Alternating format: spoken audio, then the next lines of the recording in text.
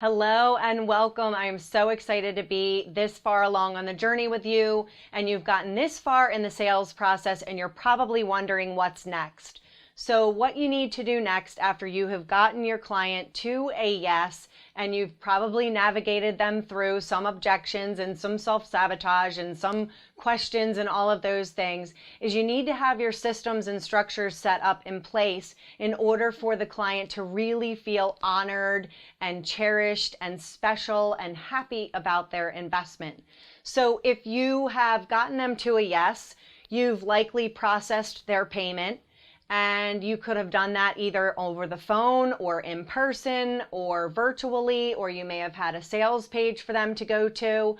My recommendation, if you are providing a service, is that when you're in that sales conversation and you've gotten through the objections and you've gotten them to a yes, is to ask them for their credit card then. They're at the yes, and your job is to say, okay, great. What card would you like to put that on? And that might be an area where you find a few more objections. That's okay. You've got this covered now. But ultimately what you're wanting to do is to obtain that card number. And even if they're like, well, I still have to have the conversation with my husband, you might let them know, that's fine. You can just text me or message me or call me later and let me know when it's okay to process the payment. Because what you're doing is you're having them step into a deeper level of commitment by providing you with their credit card information or their payment information. And the reason why I say to do this is because I was doing a tremendous amount of sales at one point in my career, and I began to do this process this way, and my conversion rate skyrocketed. So if you're on the phone with someone and they're excited and they're enthusiastic about what it is that you're offering, and then you say, okay, go over here to the website and pull this up, they're going to procrastinate. They're going to take their time. They're going to maybe even forget about it. And you have the possibility of losing the client from their place of enthusiasm, where all these doubts are going to creep in, all of these thoughts are going to creep in, and you want to continue staying with them in that higher vibrational energy and obtain their payment details when you can on the phone. There's so many technologies these days that there's no reason why you can't do that and have those pieces set up ahead of time. That's really the key here. So you'll want to spend some time working on what are the welcome materials that your client has. What are your standard operating procedures for after the purchase? Because you can't just have the purchase happen and then have a gap. That's one of the worst things that can happen in the sales process, where somebody makes a purchase and then they're sitting there and they're like, oh my gosh, I just spent all this money and I haven't gotten anything. Or worse yet, then they're sending you an email or a message saying, what's going on? I just spent all this money and I haven't received this or this or this yet. Or even worse yet, they aren't having contact with you or your team because you don't have a process in place, and they're like, I haven't received anything, this isn't feeling good to me, and now I want a refund. So you want to be able to prevent those sorts of things. That's going to keep you in your power as a woman entrepreneur that is professional and that is powerful. And so what is the next step? Do they get policies and procedures? Do they have an agreement to sign? Do they have a welcome packet that's going to be mailed out to you? These are just examples that I'm using within my own company of what happens if someone signs up for the School of Feminine Fortune. They're going to have their human design chart run. They're going to receive a welcome email. They're going to have an email that has direct steps of what they need to do next. So you'll need to not only tell them what's going to happen next, but also let them know what they need to do next as well, so that everyone is on the same page and you know what's happening in your company with your policies and your procedures, and then you go from there. The one thing that I will say is that no product or service is to be delivered prior to payment processing. And this is a big mistake that I see a lot of entrepreneurs make. They get all excited, they've got the person on the phone, they haven't processed the person's payment, and they're like, okay, let me get you over the welcome packet, or let me get you in my calendar.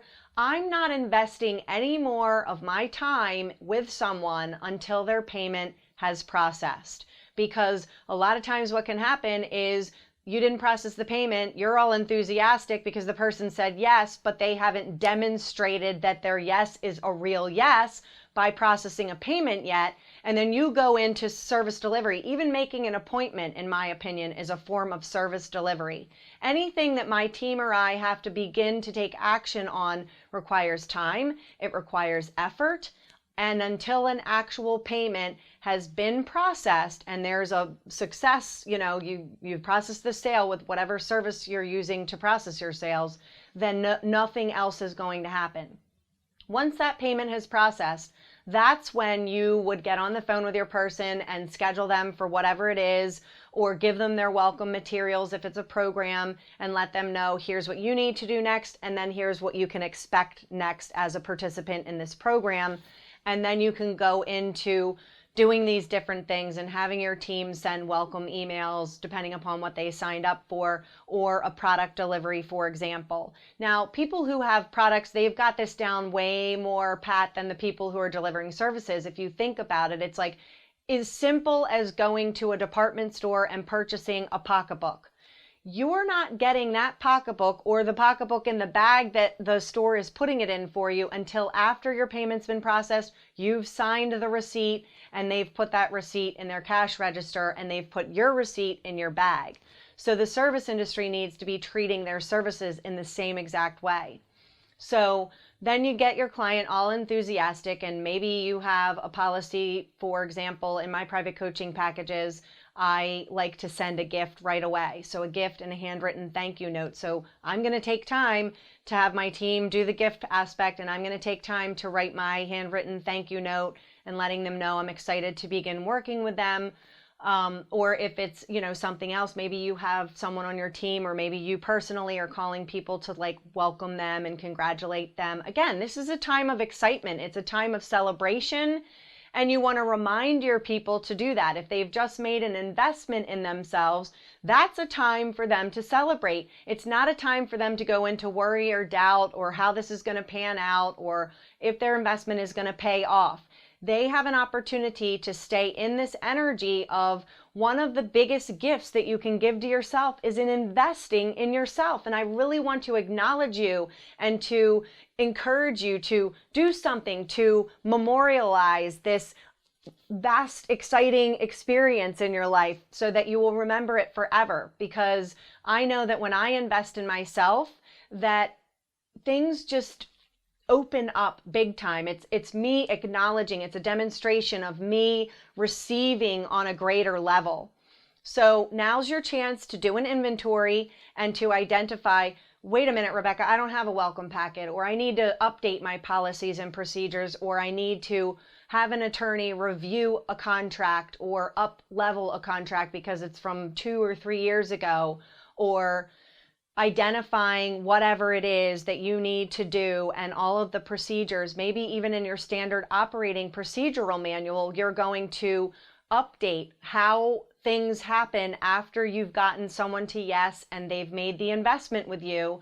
You have to go back and every so often, even if you already have these things in place, and look through things and make sure that they're all current and they're all up to date, and you haven't skipped a beat. Because if somebody signs a contract and there was one thing off on it, it could be a deal breaker down the road. And you want to make sure that you have covered yourself and that you have crossed your T's and dotted your I's, so that everything is safe and sound and secure for your best success in serving your clients and having your clients feel excited about working with you and receiving what it is that they've invested in.